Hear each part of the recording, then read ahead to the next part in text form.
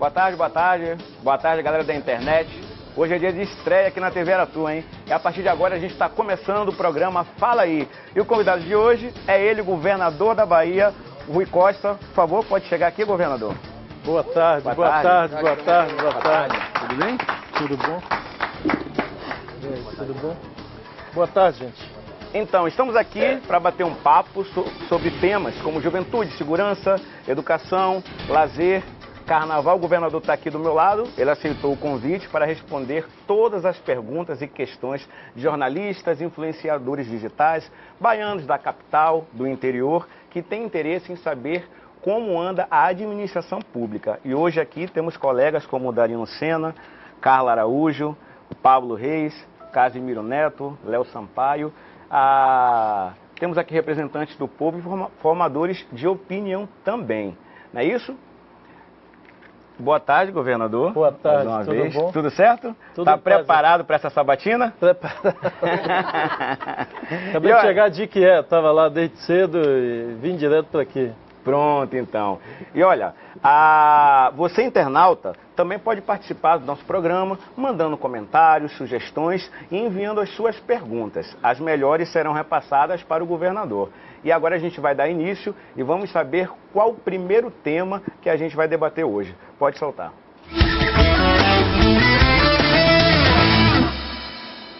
É isso aí, hein? É o Carnaval, a festa que está chegando e que atrai milhares de turistas aqui para a cidade e para muitas regiões aqui do estado. O espaço está aí, viu, gente, aberto para perguntas aí para o governador. Alguém aí já... Eu quero. Por favor. Eu quero perguntar o seguinte. Governador, boa tarde, tudo bem? Boa tarde. Parabéns por ter aceitado o nosso convite aqui. Eu já entrevisto o senhor várias vezes, mas aqui parece que a gente fica mais à vontade, porque a ideia é realmente uma sabatina. Vamos começar pegando leve, né, digamos assim. Tem notícia boa também. O senhor viu a pesquisa do CNT sobre a eleição presidencial? Eu vi. Lula aí liderando em todos os cenários e Temer cada vez mais caindo. Enfim, daqui a pouco a gente fala sobre o cenário nacional. Notícia boa pra quem isso, Ricardo? Notícia boa pra quem? Notícia boa pra ele. Tá. Ué, ele é Deixa bem claro. Boa tarde, governador. Ele é petista, notícia boa pra ele. E para muita gente também, para milhares de brasileiros que votaram em Lula e vão votar novamente caso ele seja presidente, como indicam as pesquisas. Mas depois eu falo do cenário nacional. Eu queria comentar com o senhor um pouco sobre o Carnaval, porque teve desde o ano passado uma certa disputa entre o senhor e o prefeito Assemineto. Eu só não diga que está pensando ainda em 2017, 2018, é outra, a resposta padrão, quando eu pergunto se é candidato ou não. A gente sabe que o senhor é candidato à reeleição, que Assemineto é candidato ao governo do Estado, apesar de ter me dito que, por enquanto, pensa em 2017. Essa disputa, quem ganha sempre, eu falo, é o povo, no caso do Filhão Pipoca. Ontem o senhor anunciou várias atrações, é verdade? Eu queria que o senhor falasse um pouco disso aí, dessa preocupação com o Carnaval e em, digamos assim, entrar na festa também, não deixando o prefeito atuar sozinho nessa festa. Não, Casimiro, eu sei que você não gosta quando eu digo que não tem disputa, porque de fato não tem. A organização de uma festa como o Carnaval não é do governo do Estado. A organização da festa é de cada município. O governo do Estado entra apoiando a festa. Entra apoiando, primeiro, os aspectos e as entidades de valor histórico, de maior valor cultural, como os blocos afros. Então, o Estado tem um edital, onde Ouro Negro, onde ele seleciona por edital diversas entidades populares de cunho histórico, cultural, onde o Estado patrocina algo em torno de 8 milhões de reais. Esse ano nós estamos patrocinando. Então são entidades que, se não fosse o apoio público do governo do Estado, não estariam nas ruas. E qual a importância dessas entidades estarem nas ruas? Porque elas, primeiro, representam a história do Carnaval. Elas representam simbolicamente várias faces do nosso povo, da nossa cultura. E, portanto, por não terem apelo comercial, muitas delas não conseguem ter patrocínio privado. E aí é a mão do Estado ajudando para que essas expressões se coloquem na rua. Eu cito como exemplo o Ilê, que precisa do apoio do Estado, é um bloco belíssimo, de uma história riquíssima e que é a afirmação da nossa negritude, do nosso povo. O Olodum e tantas outras entidades, samba de roda e outras linguagens culturais que não estariam na rua se não fosse o apoio do Estado. Esse é o primeiro aspecto. O segundo é a afirmação que nós buscamos ter, tanto no Carnaval de Salvador como em outros carnavais. Por exemplo, o Carnaval de Maragogipe é um carnaval de máscara, um carnaval histórico, que também o governo do estado patrocina. O Carnaval na Chapada, em Palmeiras, a gente ajuda. Um carnaval com viés de uma força turística grande, Porto Seguro. Nós estimulamos agora que Itacaré e Ilhéus voltassem a ter carnaval, porque nos últimos anos não tiveram carnaval. Enfim, são olhares do Estado, de um gestor estadual, que busca o seguinte: o carnaval é bom para a economia? É. Gera emprego? Gera. Então, ele precisa, aonde tem potencial de turismo, ele precisa acontecer. E muitas vezes, para acontecer, pela fragilidade econômica dos municípios, precisa de apoio do Estado. E na nossa capital, e em outras cidades, também tem o apelo daquelas pessoas que não podem pagar o camarote, que não podem pagar o bloco, e que precisam de atrações abertas ao público. Mas eu estou falando do ponto de vista político. Por exemplo, o carnaval retrasado, o Assemineto se destacou muito no carnaval. Ele tomou conta da festa. Ele tomou conta da festa e muito mesmo. Inclusive dava entrevista, ia em todos os camarotes, enfim. O senhor não apareceu tanto quanto ele. A ideia é aparecer também em função da campanha, porque político pensa muito em voto, né, governador? Vamos combinar Casimiro, que ninguém é menino aqui, eu posso pegar a carona na sua pergunta e falar do carnaval. Boa tarde, governador Rui Costa, Pablo Reis da TV Aratu. É um prazer receber o senhor aqui. Parabéns por aceitar participar de nossa estreia. Eu queria fazer uma pergunta em cima dessa imagem que a gente está vendo aqui agora. Foi uma imagem que o senhor deu a oportunidade dos seus eleitores e cidadãos assistirem pela internet. A gente tem aí essa imagem. A imagem é do governador, tem imagem, tem áudio. Isso foi ontem, não foi? O governador dançando Foi o na lançamento da concha. Chavacatê, todo mundo lá. Foi espontâneo isso, governador? O senhor estava Eu gosto de carnaval, contaminado? sempre brinquei, e a festa ficou bonita. A concha é muito contagiante, né? A concha acústica, aquele ambiente, a forma do público perto, a forma o som fica muito gostoso.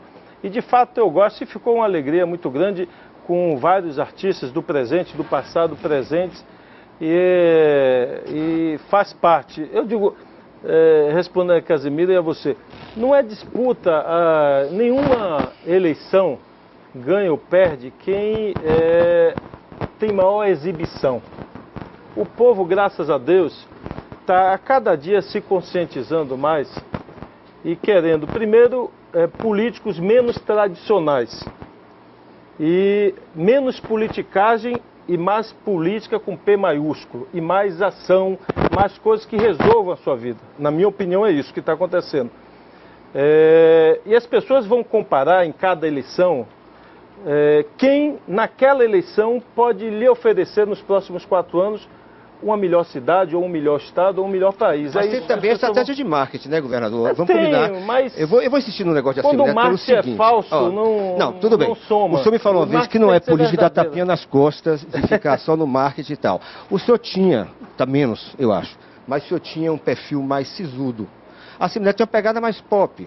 Né, uma coisa mais pop, ele pula carnaval, dizem que cercado de segurança, eu não sei, que segurança fica pulando, eu estou dizendo, bom, eu nunca pulei carnaval, mas é isso que eu queria saber do senhor, vai mostrar a Assemineto, Essa imagem aqui do governador, que essa imagem é emblemática, foi feita ontem, essa imagem aí, aproveitando a pergunta, aproveitando a comparação que Casimiro faz com o prefeito, ser Fulião, e o senhor nessa posição aí, praticamente embriagado também com a alegria do carnaval que todos têm. Está embriagado de bêbado. Já estava embriagado, aí pronto, estava bêbado. Embriagado de alegria mesmo. O carnaval é inebriante. O senhor diria que essa é a verdadeira face do Rui Costa, que a gente não conhecia, ou é um Rui Costa já transformado em Fulião, seria para combater esse potencial rival? Seria estratégia de marketing isso? Não, eu acho que com o tempo, a própria imprensa e boa parte do público não me conhecia. E ao tempo que foi passando o governo, eu diria que nem pós-eleição as pessoas me conheciam plenamente. Porque é evidente, houve o debate, houve a apresentação, as pessoas naquele momento concluíram, esse aqui é melhor do que o outro para ser governador. Mas com o tempo as pessoas foram me conhecendo aos poucos. E de fato, essa é uma coisa curiosa, é verdadeiro, eu sou uma pessoa introvertida. Quem me conhece há muito tempo disse, Rui, as pessoas vão gostando de você na medida que vão lhe conhecendo mais. Porque no primeiro contato as pessoas como você é mais introvertido, as pessoas ficam assim. E eu acho que é isso que está acontecendo. Com o passar do governo, as pessoas estão me conhecendo mais e eu diria que também eu estou me permitindo... Está mais à vontade. Mais à vontade de ser conhecido. É mão dupla, eu diria, é uma relação de mão dupla e isso está acontecendo aos poucos. Governador, o pessoal, Oi. Eu tenho que passar para outro organizar. tema, senão a gente vai ficar Eu vou mudar o só tema. no carnaval. Eu posso já ia só falar o dizer que ia seguinte, mudar o tem tema. uma pessoa aqui que conhece muito carnaval, quer fazer uma pergunta, que é Léo, né? Léo levantou o dedo aí. Boa tarde, governador. Boa tarde. Prazer Quer estar saber recebendo. com a música do carnaval, né, Léo? Com a música do carnaval. Não tem necessidade dessa pergunta por enquanto, né? Mas seja bem-vindo aqui à TV Aratu. Essa é a pergunta mais tradicional. Mas eu quero saber, viu? Eu quero saber. Para encerrar com chave de ouro, a gente faz essa pergunta. Seja bem-vindo mais uma vez, como o Pablo falou. É um prazer estar recebendo o senhor aqui.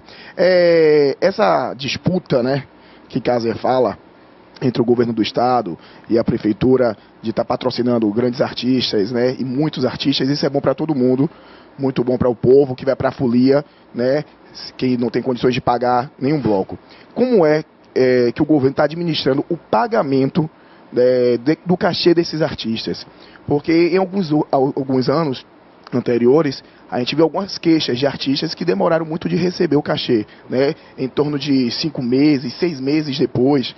Então, para esse ano, como é que está a organização do pagamento do cachê desses artistas? Olha, os artistas, vamos dizer assim, mais consagrados, o que nós fizemos desde o início foi articular que privados, ou seja, entidades privadas, empresas privadas, paguem o cachê desses artistas, porque são valores maiores e sempre dá aquela polêmica, pagar com dinheiro público, artista famoso.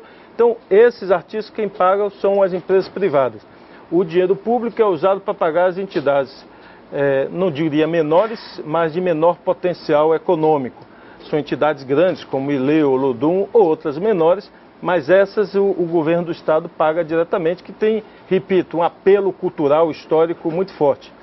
O que acontece tem os dois problemas. Tem problema, às vezes, da burocracia do estado em atrasar, como tem problema que muitas vezes as próprias pessoas reclamam na imprensa, mas não dizem que o problema é seu. Porque para receber qualquer pagamento do estado, qualquer prestador de serviço, tem que estar com regularidade fiscal, tem que estar com seus indicadores corretos. É recolhimento de INSS, FGTS, não ter pendência de prestação de conta em algum convênio com o estado. E aqui ou ali sempre alguém tem e demora de resolver. Então a pessoa reclama, mas não chega a dizer para a imprensa que tudo bem, tem 5 meses, mas 3 dos meses não foi processado o pagamento porque ele não apresentou a certidão que deveria se apresentar. Então tem um pouco disso. Eu estou pedindo para a gente azeitar um pouco a máquina administrativa, tanto a Fazenda como quem processa a papelada, porque tudo tem que ser registrado, tem que ser documentado, afinal o dinheiro não é meu, o dinheiro é público e nós somos fiscalizados pelos tribunais de contas. O Ministério Público tem que estar toda a documentação em ordem e aí não cabe nenhuma informalidade. Okay. Ou seja, tem que ter toda a burocracia cumprida. Muito obrigado, muito obrigado. Obrigado, Léo, obrigado. Obrigado, governador. Temos que passar agora para o outro Vai falar de tema. cultura ainda? Que eu tinha perguntado sobre eu cultura. tenho que encerrar, tem que passar Se para o próximo você deixar, Casemiro vai... O Jorge Portugal continua secretário de Cultura? Continua. Aquele boato que Ju queria assumir o lugar dele. Continua. Queria dar conta pessoal do senhor, não é? Eu gosto do Jorge Portugal, mas eu estava lendo outro dia que alguns artistas tinham criticado o trabalho dele e que o senhor estava meio em dúvida se manteria... Ele continua, é isso? Continua. E o que eu pedi a ele é que reforce o diálogo com todos os segmentos culturais. Eu acho que o diálogo é a melhor ferramenta para a solução de qualquer problema. Tá bom. Bom, gente, vamos passar lá aqui para o próximo tema. Peraí, todo mundo vai ter oportunidade de falar. Vamos passar para o próximo tema. E ó, todos que estão aqui podem fazer perguntas. Se você que está em casa também pode mandar sua pergunta, viu? De verdade. Vamos lá passar para outro tema que também é muito importante e também tem a ver com o carnaval. Pode soltar.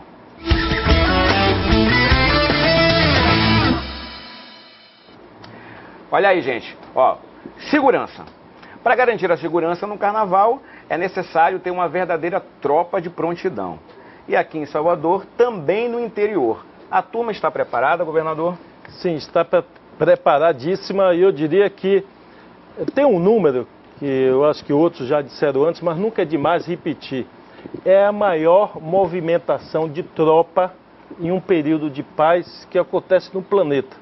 Se você tem ideia, houve uma mobilização do Exército agora para o Rio de Janeiro, para a segurança pública, né? Que não tem nada a ver com o Carnaval, para reforçar a segurança pública. O Exército movimentou lá no Rio de Janeiro 9.000 homens. Nós movimentamos para o Carnaval 22.000 homens. Então você imagine a logística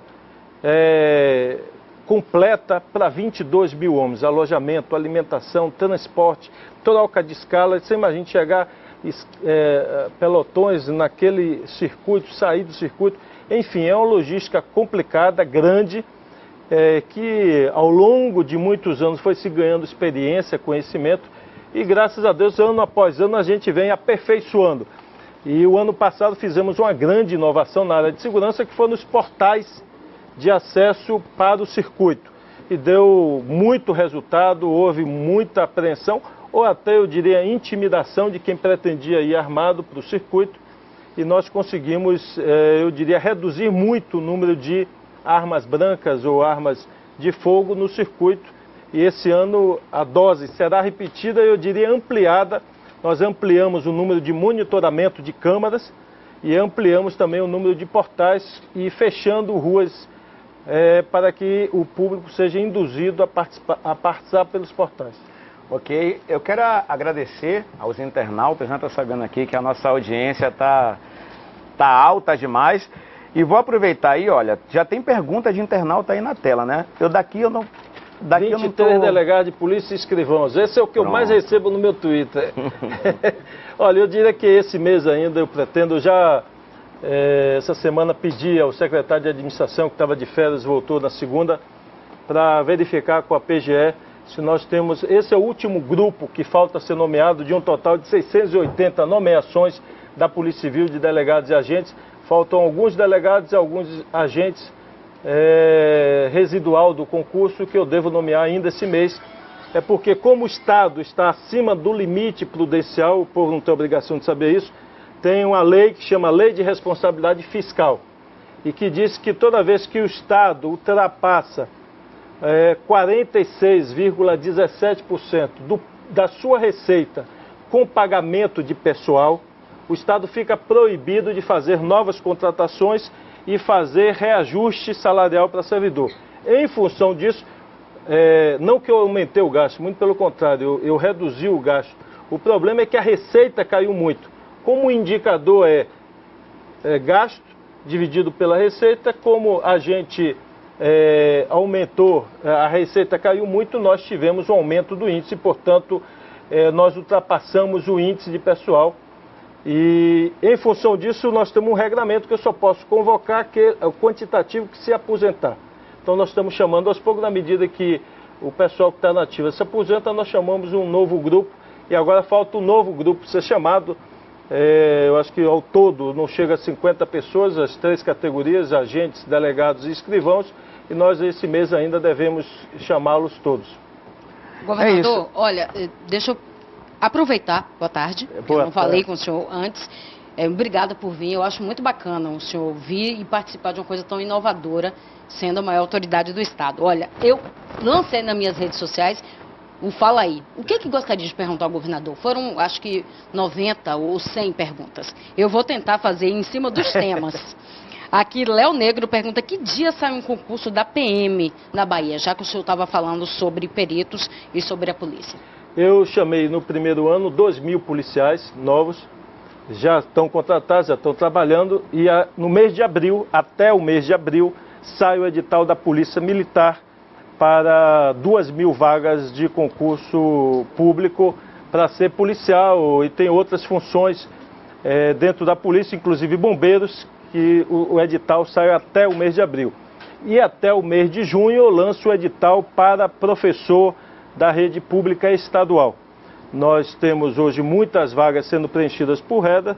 Eu já pedi ao secretário de Educação e secretário de Administração que organize quantitativo de professores por matéria e por escola, para que a gente possa soltar o edital, porque o edital vai ser regional. Eu quero vincular o professor àquela região, porque um dos problemas, eu falei hoje pela manhã numa entrevista, que nós temos no serviço público, é que as pessoas fazem o concurso e iniciam trabalhando numa escola ou num hospital do interior, e começa a pressão gigantesca para ser transferida para as grandes cidades, principalmente para a capital, ou seja, esvaziando o interior de serviço público. Então nós vamos fazer o concurso regionalizado para que, do ponto de vista inclusive jurídico, tenha a segurança da permanência desses profissionais na região.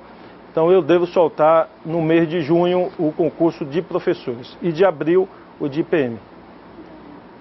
Bom, tem um tema aqui, governador, parabéns pela sua coragem de estar aqui com a gente, né, saindo desse formato cheio de filtros e tal. Isso mostra sua personalidade.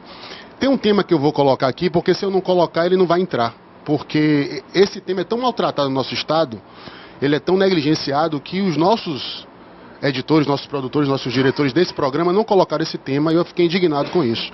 Mas tem a ver com segurança pública, porque eu acho que a gente só vai ter uma segurança pública eficiente se a gente investir em educação e, sobretudo, em esporte. E é sobre esporte que eu vou perguntar para o senhor. Eu, enquanto esportista, eu fui jornalista esportivo, sou jornalista esportivo, eu me sinto pouco prestigiado pelo governo do estado, porque a Bahia tem agora, depois de muito tempo, a piscina olímpica, mas não é a piscina olímpica nas condições ideais. Ganhou agora uma piscina olímpica que veio da Olimpíada do Rio, mas não tem aonde instalar ainda, essa piscina está encaixotada. A Bahia não tem um centro de formação de atletas de alto rendimento, a Bahia não tem uma pista de atletismo decente, a Bahia não tem um ginásio para receber jogos de grandes ligas. Se a seleção brasileira de basquete e de vôlei quiser jogar aqui, não tem onde jogar. Grandes atletas baianos se queixam da falta de estímulo, de incentivo no estado e vão buscar se desenvolver fora. Então, assim, o que é que o senhor acha realmente do esporte maltratado? O que fazer para melhorar o cenário esportivo nesses seus 2 próximos anos de mandato ou 6 anos de mandato, se o senhor for reeleito? Olha, primeiro que essa ausência de grandes equipamentos importantes para o esporte, não é só a Bahia. Eu diria que nem o Rio de Janeiro tinha.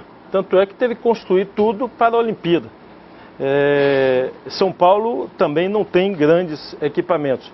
Agora, eu não diria que a Bahia não tem nada. O principal centro de treinamento de judô do país está na Bahia, em Lauro de Freitas, que o governo do estado construiu. Nós construímos ao longo dos últimos anos, até antes de mim, o governador Wagner, piscinas semiolímpicas em várias cidades do interior da Bahia, numa parceria com as prefeituras, para elas estimularem o estudante, o jovem, a se profissionalizar. E tem um compromisso meu, eu vou iniciar esse ano, a construção, e vai ser o primeiro do país, a exemplo do que tem lá o de Freitas por judô, do boxe, em função, inclusive, o ano passado eu prometi, e nós vamos construir na Cidade Baixa. Eu já escolhi a área, estamos desenvolvendo o projeto, então nós vamos ter um centro de treinamento e capacitação de boxe. Inclusive, eu pedi que o projeto fosse feito do ponto de vista que ele se viabilizasse a autossustentação, inclusive permitindo receber público com pagamento, inclusive para ser um equipamento autossustentável. E também vamos fazer 3 equipamentos de canoagem em homenagem aos nossos atletas que ganharam medalhas. Então nós vamos construir nas 3 cidades do sul do estado que tem, eu diria, tradição na canoagem. E nós estamos, um projeto, por exemplo, do kart para a cidade de São Francisco do Conde, que nós estamos finalizando o projeto, e eu diria que naquela área do Pituaçu nós temos um projeto, e esse nós queremos fazer em parceria com a iniciativa privada de um grande ginásio de poliesportivo para receber os grandes jogos. Agora, o ginásio de Cajazeiras que foi construído, ele tem a quadra do ginásio Cajazeiras, ela é do tamanho oficial e ela tem a possibilidade de atrair qualquer jogo oficial de seleção de basquete, de vôlei, ou de qualquer esporte de quadra. Aquela quadra construída pelo governo do estado, ela é tamanho oficial e, portanto, pode receber qualquer equipamento. Agora, deixa eu só completar aqui a informação dele, porque com esta provocação, e eu visitei alguns batalhões da PM, então eu verifiquei que tinha área, como o batalhão do Dendezeiros. Aí eu fiz uma provocação ao comandante da PM e disse: eu quero construir aqui pistas de atletismo e equipamentos de atletismo nesses espaços, até para aumentar a interação da PM com o esporte com a comunidade. Ele me trouxe o projeto, então nós vamos fazer este ano 12 equipamentos de atletismo em 12 cidades diferentes, um em cada cidade, aproveitando a área do batalhão da PM para que... Tem o secretário aqui, o Maurício Barbosa, está aí, ó, já na tela aí, já para conversar, seu funcionário para bater o papo aí com o senhor. Cadê? Abre aí a imagem. Aí, ó. Pode falar aí. Eu tenho estimulado que os secretários todos se conectem e respondam as pessoas na rede social. Eu faço isso. Não consigo fazer o dia inteiro. Às vezes as pessoas... Eu queria até saber como é que é essa relação. Eu acordo 5 e pouca da manhã e eu já olho, respondo algumas mensagens, vou fazer exercício, nos intervalos de alguns exercícios, enquanto eu estou descansando, eu estou respondendo, meio-dia na hora do almoço e à noite. Às vezes é um negócio engraçado, porque eu não uso o celular em audiência, porque, em respeito às pessoas que estão comigo, senão toda hora você fica respondendo mensagem, eu deixo com a secretária. Aí às vezes tem a pessoa que passa mensagem 10 horas da manhã, e acha que o governador naquele horário está conectado. Aí outro dia passou a pessoa 10 horas da manhã, quando eu peguei meio-dia eu fui responder 10h15, ou seja, 15 minutos depois ela já tinha respondido. É assim que você me trata. Eu mando uma mensagem e você sequer nem responde. Ô secretário, você está escutando a gente já? Aí eu respondi e disse, são 12h30, eu parei para almoçar e peguei o celular.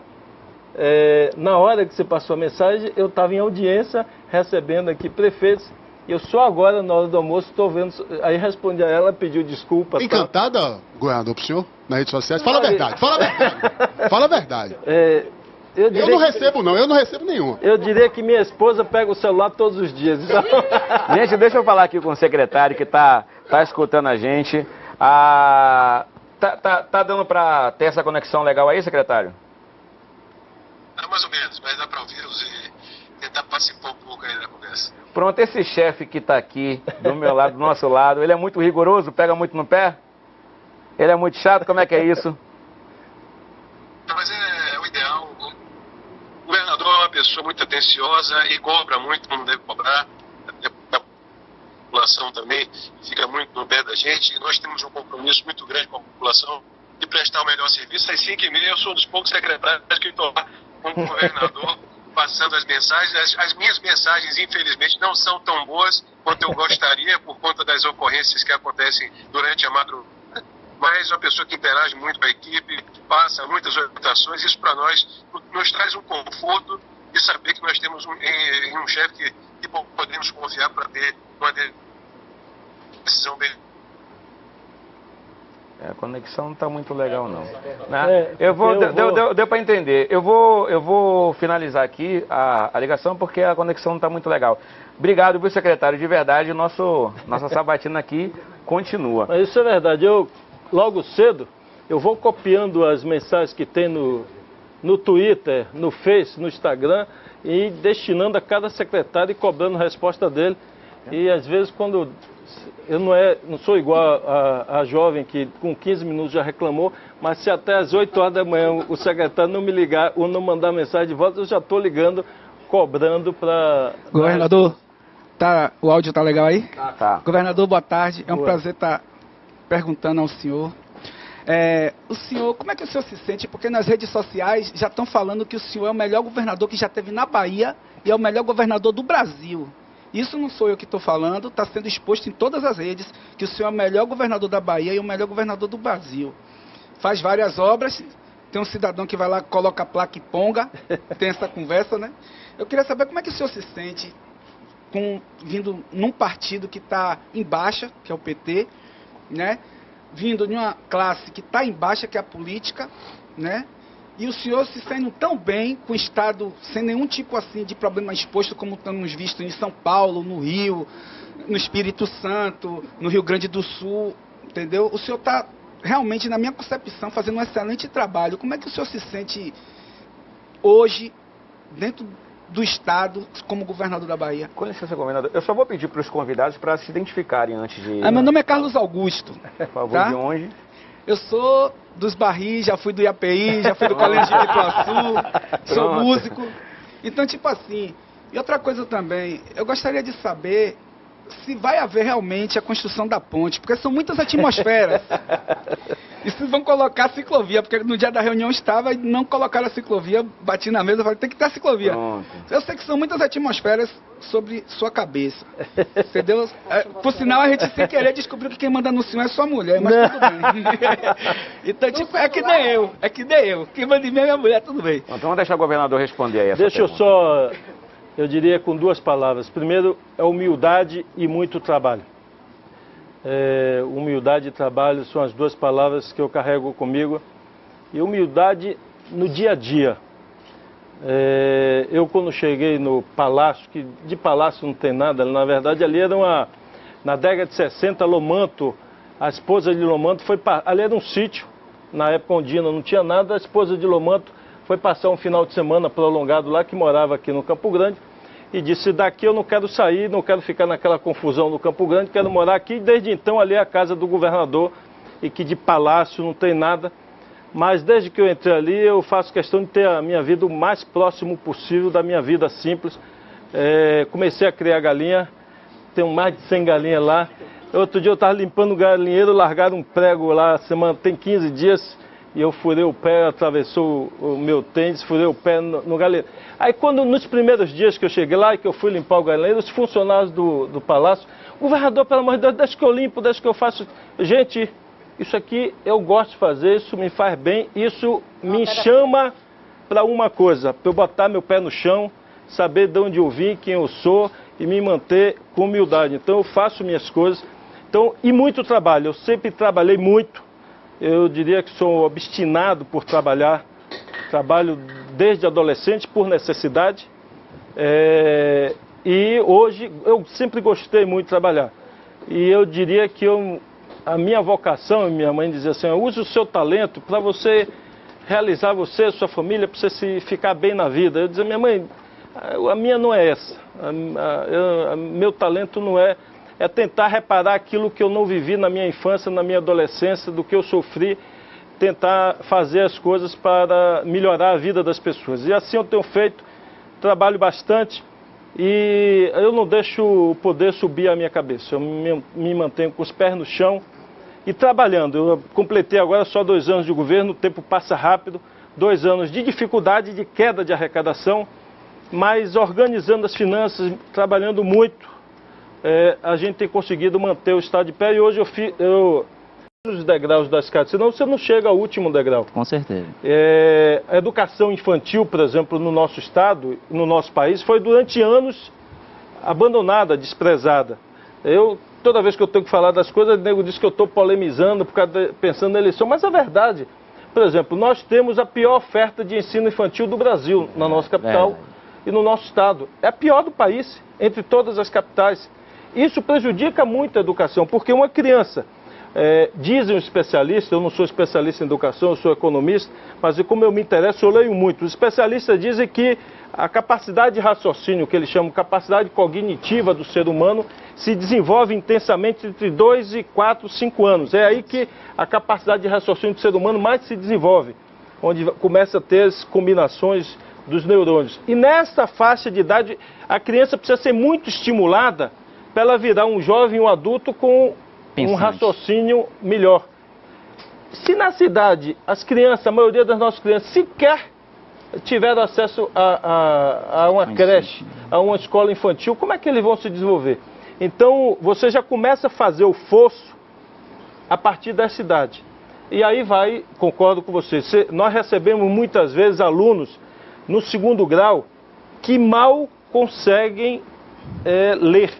Se você dá 5 parágrafos, 4 parágrafos para ele ler, ele não consegue dizer o que é que aquilo está dizendo. Ele não consegue fazer matemática o mais elementar possível. Eu dou algumas palestras em colégio municipal, então, estadual, não é fácil, a dificuldade não é é grande. fácil. Mas, de qualquer forma, ou seja, nós temos que tratar toda a estrutura, mesmo sendo responsabilidade nossa. Eu, por exemplo, já visitei 240 escolas ao longo desses meses de governo. Por quê? Tanto estadual como municipal. Eu, às vezes, visito uma estadual e uma municipal. Para estimular os professores, os alunos a se envolverem. Então, mas eu só concluí. Um projeto é do primeiro emprego e, portanto, nós vamos E com isso eu quero melhorar o interesse, aumentar o interesse do jovem pelo ensino técnico e pelo ensino de segundo grau. E graças a Deus a gente já percebe um rebuliço nas escolas, isso acontecendo, melhorando. E o segundo programa é para quem está na universidade. Eu fiz um cruzamento das 4 universidades nossas para saber quantos jovens de família pobres ou extremamente pobres estavam nas universidades. Nas 4 nossas. Nós temos 4 universidades estaduais. Eu encontrei 8.000 jovens que são de famílias do CAD único, ou seja, aquelas pessoas pobres ou extremamente pobres, que seus filhos estavam na universidade. E a gente foi olhar a progressão escolar desses jovens e muitos estavam com excesso de trancamento, alongando demais o curso, e chamamos os reitores para conversar e concluímos que isso era em função de dificuldade financeira desses jovens. E nós criamos então um programa que nós batizamos de Mais Futuro, e que muitos chamam de auxílio permanência para a universidade. Então nós vamos dar uma bolsa até o 5º semestre, nas 4 universidades, para esses jovens de famílias carentes, de R$300 por mês, para quem morar até 100 quilômetros de distância do lugar que estuda. E aqueles que morarem a mais de 100 quilômetros, nós vamos pagar a bolsa de R$600. Então eu devo lançar agora em março esse programa, emitindo um cartão para cada jovem.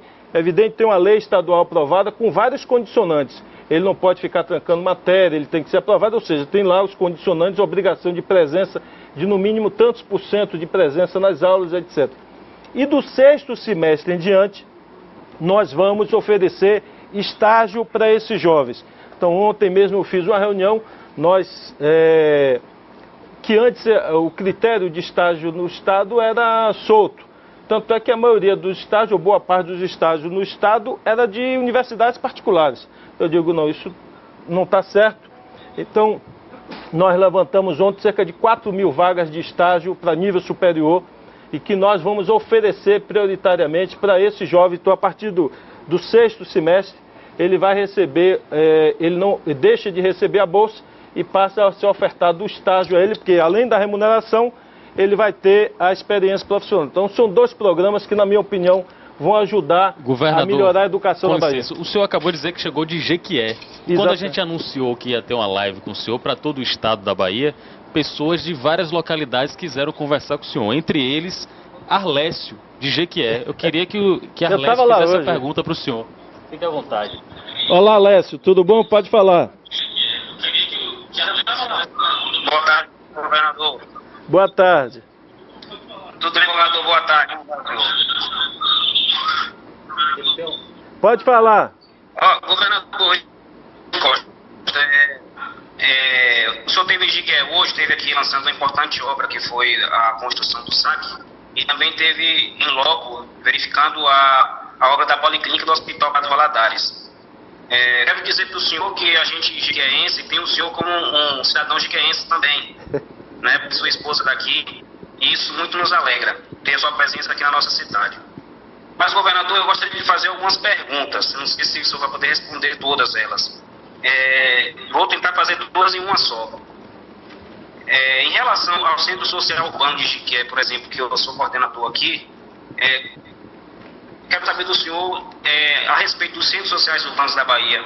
Qual é a intenção do governo do Estado em promover ações dentro desse órgão que é tão importante, na minha opinião, né? E em relação à ponte que o senhor também anunciou aqui do Mandacaru, tanto o pessoal de Jequié cobra, eu sei que tem preocupado muito com essa ponte. Essa ponte, por exemplo, ao invés de fazer uma ponte em outra localidade, o senhor não acharia que seria melhor, seria mais viável que duplicasse a atual ponte com a via que dá acesso à Policlínica em Santa Casa, já que o fluxo ali vai aumentar, né? Possibilitando ali também fazer uma via ciclística e outras coisas, né? O Arlécio. Tá, obrigado. Arlécio, deixa eu começar pela ponte. Hoje você... Acho que não precisa desse microfone, não. Não precisa, não. Você adivinhou a conversa que eu tive com o prefeito lá, que há um pleito da cidade para construir uma segunda ponte para atravessar o rio. No outro local, nós fizemos o projeto, a ponte custa 20 milhões, mais 2 milhões de desapropriação. E eu falei com o prefeito, vamos ver a possibilidade, vai ficar muito mais barato. em vez de construir uma nova ponte, duplicar, que é a mesma sugestão que o Alessio deu. E eu vou mandar a Condé estudar para quanto fica a duplicação, que eu concordo com você, Alessio. Se duplicar, a gente pode conseguir fazer isso talvez pela metade do preço e vai atender a cidade do mesmo jeito. Então eu vou pedir para a Condé estudar o projeto e depois eu anuncio na cidade. A segunda coisa dos centros sociais urbanos.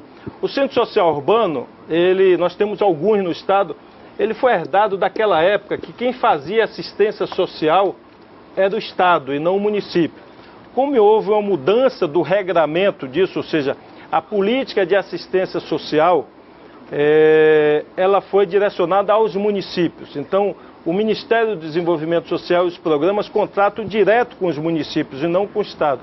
Então, eu estou querendo reformular e reformar esses centros sociais, mas atrair os municípios para utilizar esses centros para projetos sociais do município, em cada município onde o centro tiver, ao invés disso ficar na mão do Estado, porque hoje o Estado não tem as ferramentas de política de assistência social que estão todas hoje na mão do município.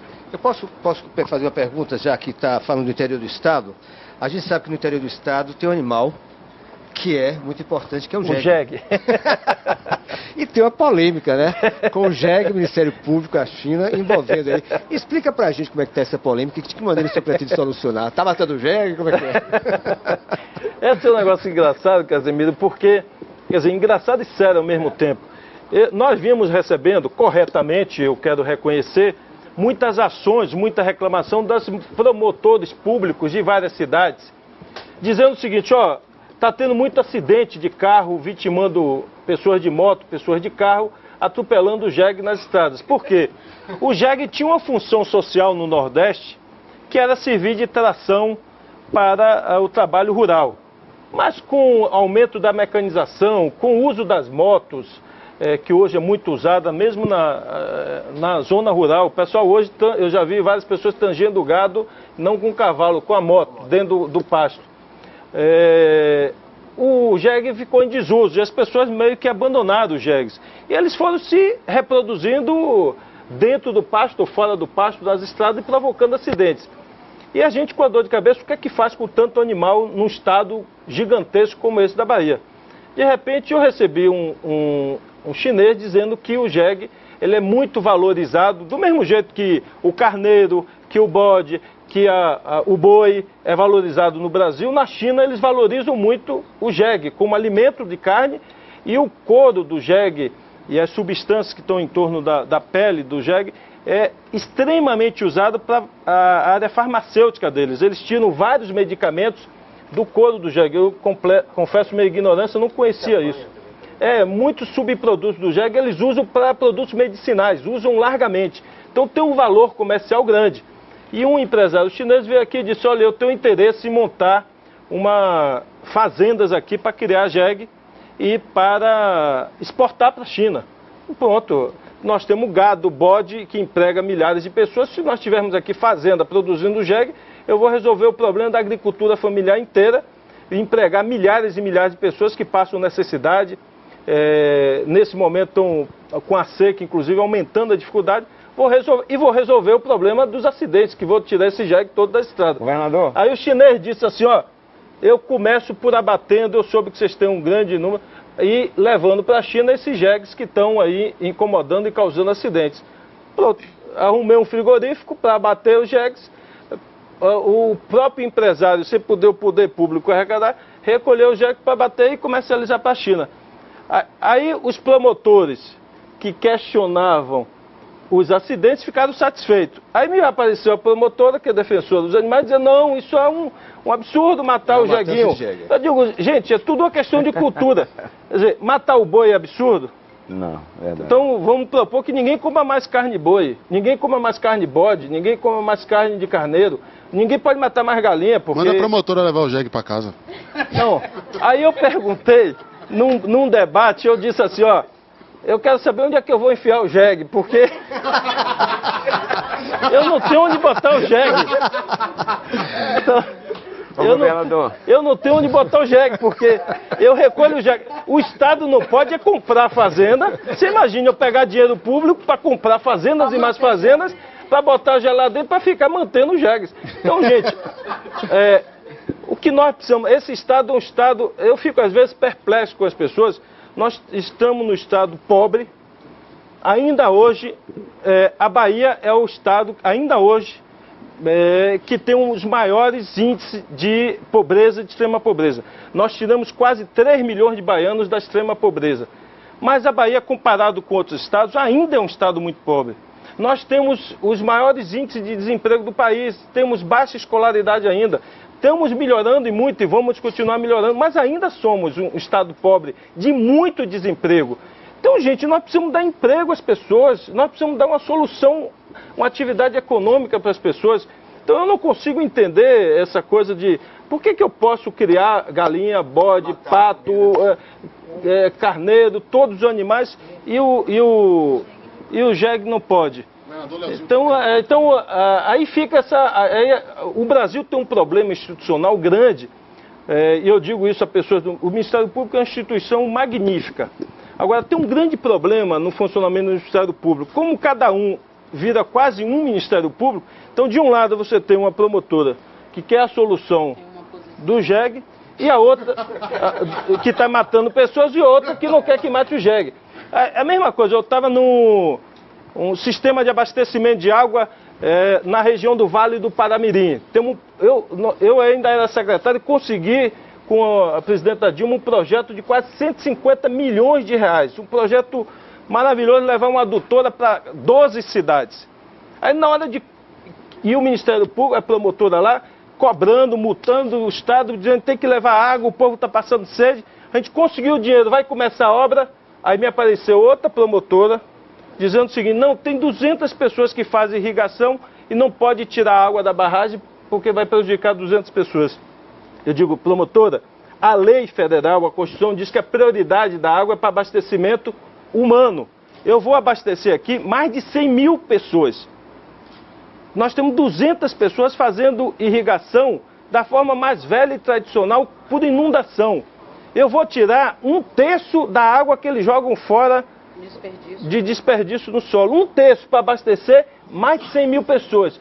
E a senhora está me dizendo que não posso fazer? Enfim, ela criou tanto embaraço que nós atrasamos em 3 anos a obra. Já era para ter começado em 2013, não começou. 3 não, vai fazer 4 anos agora, 2017.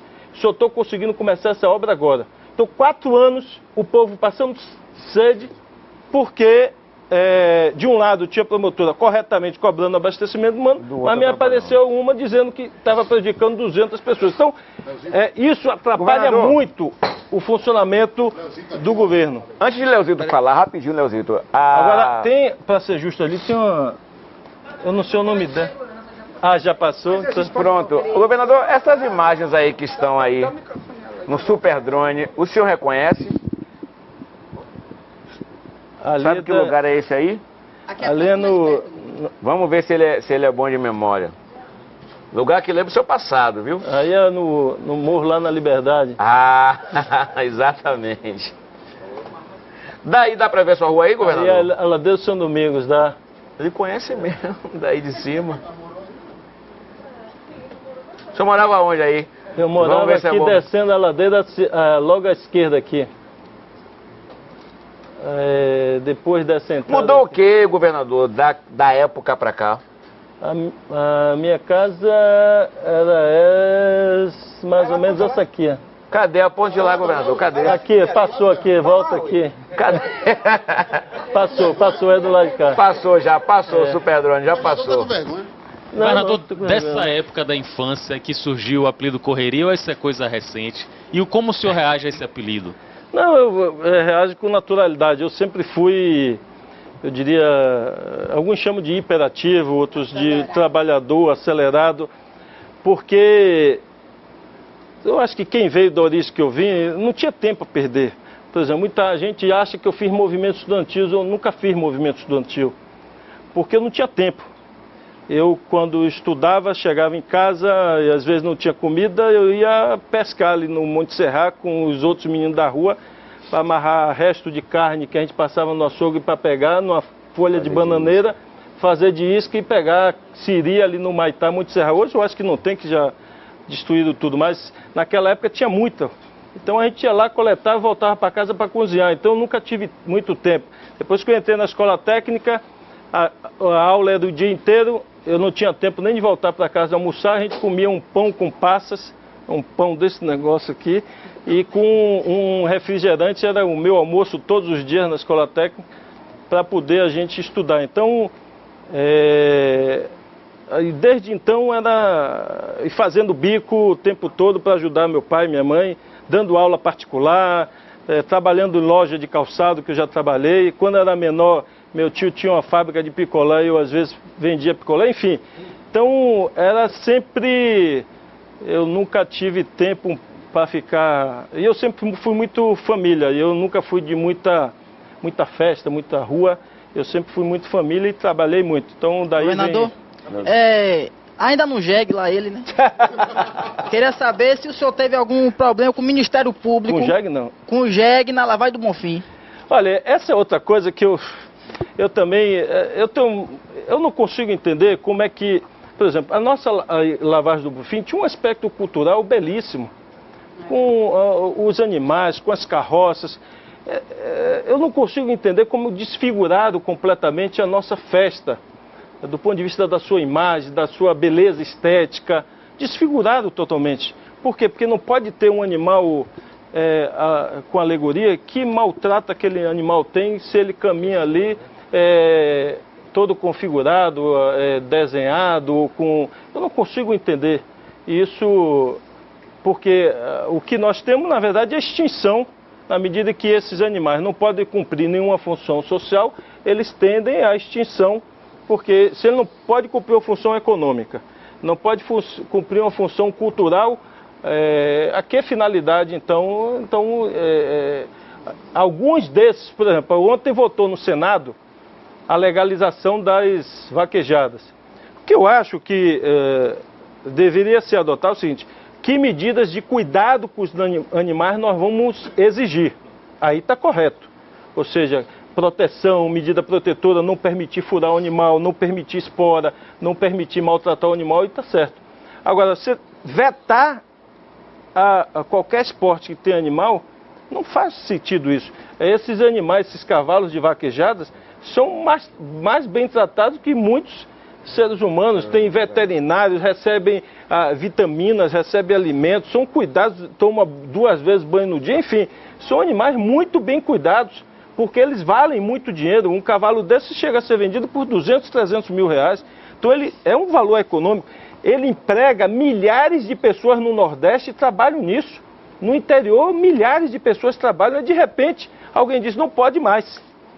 Aí essas pessoas todas estão desempregadas. Além da cultura, né? Além do aspecto cultural. Então, é isso que eu estou dizendo. Eu acho que a gente precisa compatibilizar um pouco as coisas para não ficar muito no ideológico. Eu acho que as coisas, às vezes, caminham muito para o ideológico.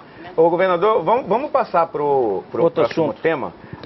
Se o senhor até quiser beber uma aguinha aí. Eu quero molhar o bico. Para de falar, não pede muita pergunta. Precisa passar para o próximo pode tempo, ser? viu? Para o próximo tema. Pode ser? Boa tarde, meu nome é Ana Cristina. Microfone. E moro em Cosme de Farias. É uma pergunta que não é pontual do seu governo. Mas por que foram extintos os postos policiais dos bairros periféricos? Por que foram extintos os postos? Porque eles são fixos. E posto fixo é um alvo fácil e que não resolve nada de segurança pública. Então, a melhor segurança é aquela que é móvel e que permite.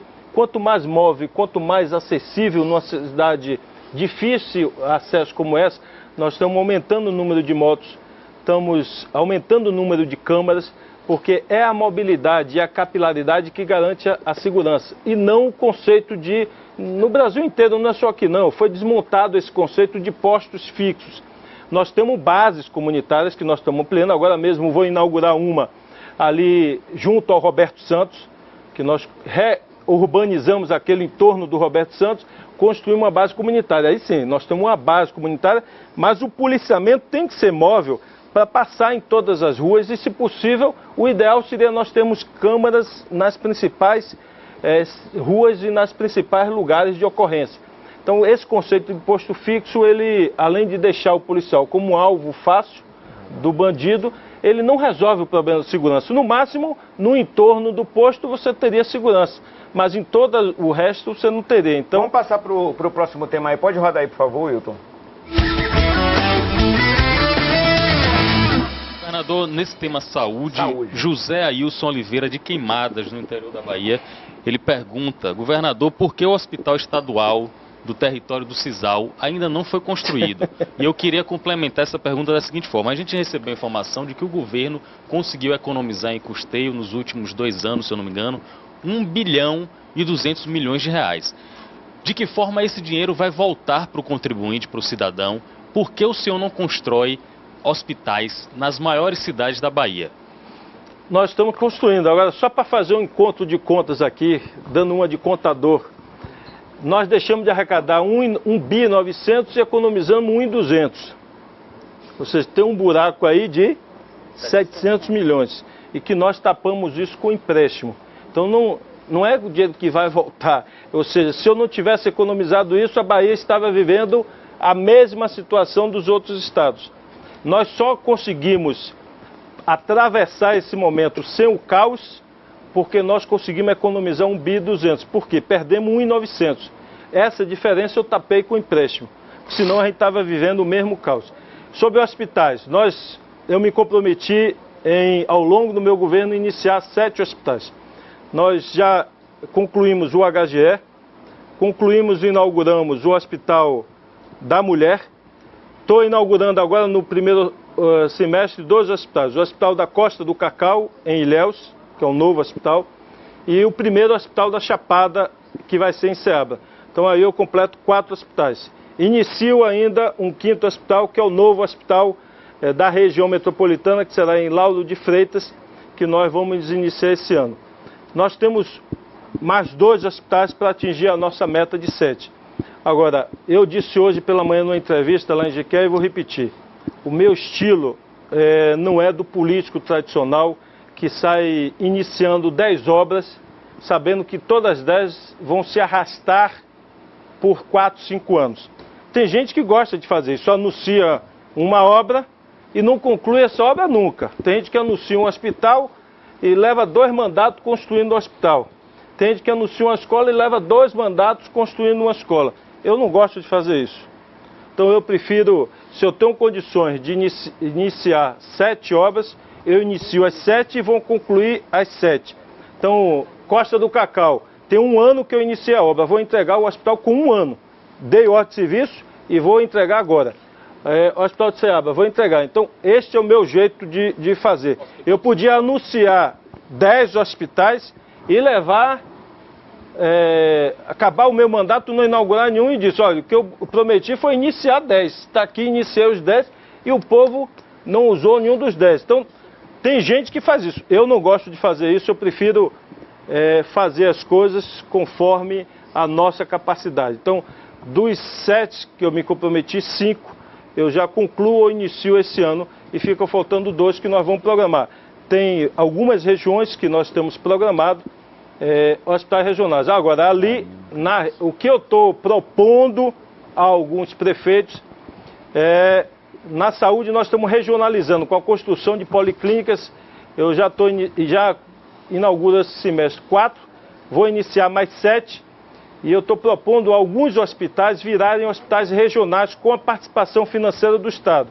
Por exemplo, Brumado tinha um hospital de 100 leitos, eu fiz um convênio com a prefeitura de 4 milhões para instalar 20 leitos de UTIs, com a proposta desse hospital virar um hospital regional e, portanto, atender toda a região e eu participar do custeio. Com isso, a gente atenderia toda a região. Tive em Rui Barbosa nesse final de semana e disse, olha, lá tem um hospital de 100 leitos, eu construo a UTI aqui, participo do custeio se os municípios ao redor assumirem sua parte também. Porque nós temos historicamente, e isso é bom vocês formadores de opinião saber, na minha opinião um erro grave na construção do modelo de saúde. Qual é o erro? A gente partiu do princípio que qualquer cidade, mesmo aquelas pequenas, tinham que ter um hospital. E eu digo assim, eu fui na Alemanha para atrair empresas para a Bahia, mas eu fiz questão de conhecer um hospital da Alemanha. Fui no estado mais rico da Alemanha, que é no sul da Alemanha. É aqueles nomes estranhos de falar, que eu não falo alemão, mas no sul da Alemanha. E quando eu visitei o hospital, um baita do hospital, eu perguntei à diretora do hospital, quem construiu esse hospital?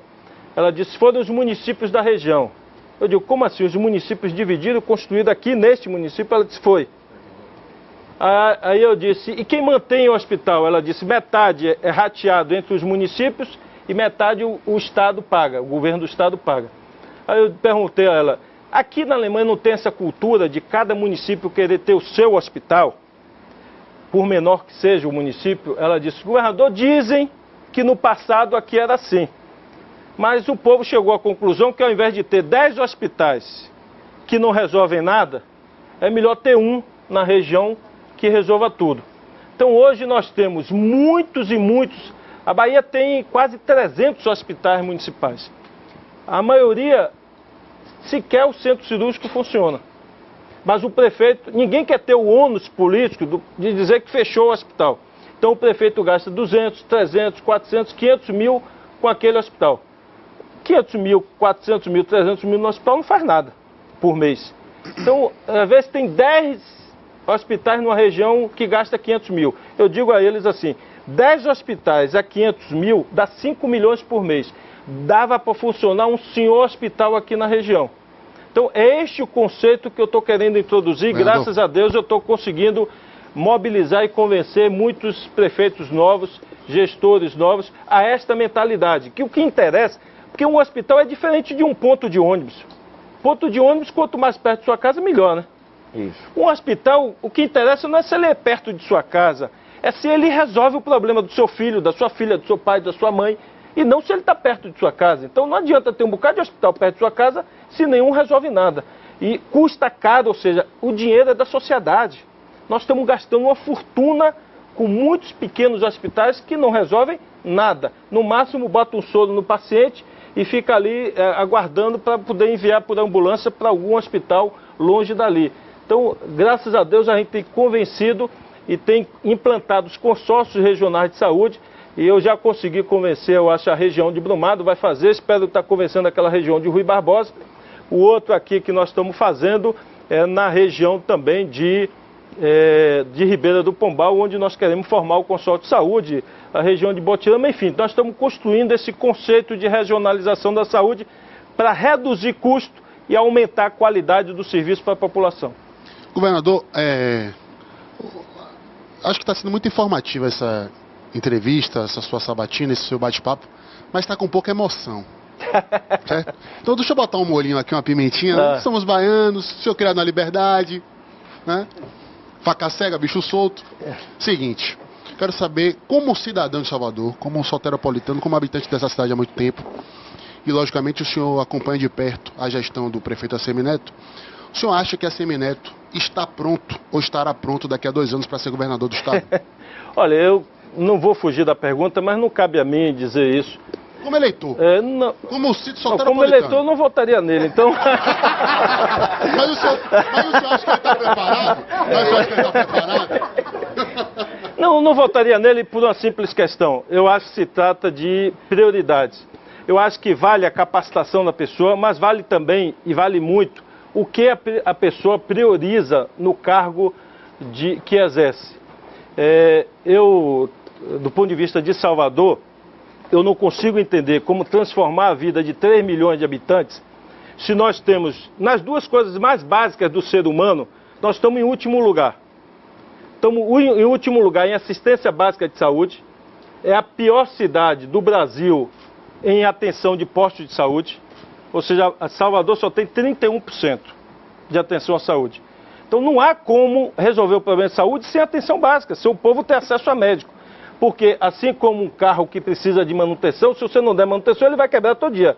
O ser humano, se não for regularmente a um médico, aquele que tem pressão alta, eu tenho pressão alta, minha família, de meu pai, de minha mãe, todo mundo tinha pressão alta. Eu tomo medicamento para pressão e vou regularmente ao médico.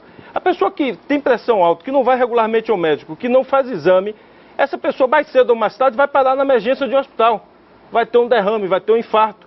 Ou que pode vir a óbito ou pode não vir a óbito e ficar com a saúde absolutamente com sequela comprometido. Então, eu não vi prioridade ao longo desses anos para avançar no percentual de cobertura. O que eu vi foi reformar os postos que já existiam.